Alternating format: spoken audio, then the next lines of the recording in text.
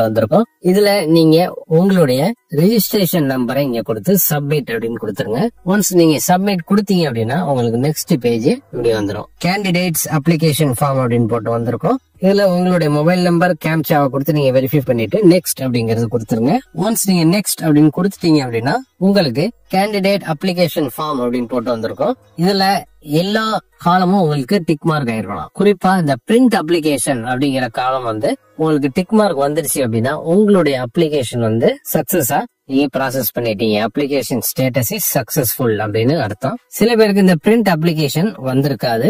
அவங்க என்னன்னா நீங்க அப்ளிகேஷன் ஃபில் பண்ணும்போது எதுவும் தவறுகள் விட்டுருந்தீங்க அப்படின்னா அந்த பிரிண்ட் அப்ளிகேஷன் அப்படிங்கிற இடத்துல உங்களுக்கு டிக் மார்க் இருக்காது. இப்படிதான் நீங்க உங்களுடைய அப்ளிகேஷன் ஸ்டேட்டஸ ஆன்லைன் மூலமா இந்த ஜிடிஎஸ் போஸ்டுக்கு நீங்க தெரிஞ்சுக்க முடியும். ஆக இந்த பிரிண்ட் அப்ளிகேஷன் அப்படிங்கிற இடத்துல டிக் மார்க் இருந்தது அப்படின்னா நீங்க சக்சஸ்ஃபுல்லா நீங்க உங்களுடைய அப்ளிகேஷன் சக்சஸ் ஆயிடுச்சு அப்படின்னு அர்த்தம். அது டிக் மார்க் இல்லாதவங்க தயவு செய்து நீங்க என்ன தவறுகள் விட்டுருக்கீங்க, அப்ளிகேஷன் ஃபில் பண்ணும்போது என்ன தவறு விட்டுருக்கீங்க அப்படின்னு எடிட் ஆப்ஷன்ல போய் நீங்க அதை போய் எடிட் பண்ணிக்கலாம். இப்படிதாங்க நீங்க இந்தியா போஸ்ட் ஜிடிஎஸ் வேகன்சிக்கு அப்ளை பண்ணிருந்தீங்க அப்படின்னா உங்களுடைய அப்ளிகேஷன் ஸ்டேட்டஸ் ஆன்லைன் மூலமா செக் பண்றதுக்கு உண்டான ஒரு விளக்கம். இந்த தகவல் உங்களுக்கு ரொம்பவே பயனுள்ளதா அமைஞ்சிருக்கும் நாங்க நம்புறோம். இந்த வீடியோ உங்களுக்கு பிடிச்சிருந்தது. இந்த வீடியோக்கு ஒரு லைக் போடுங்க.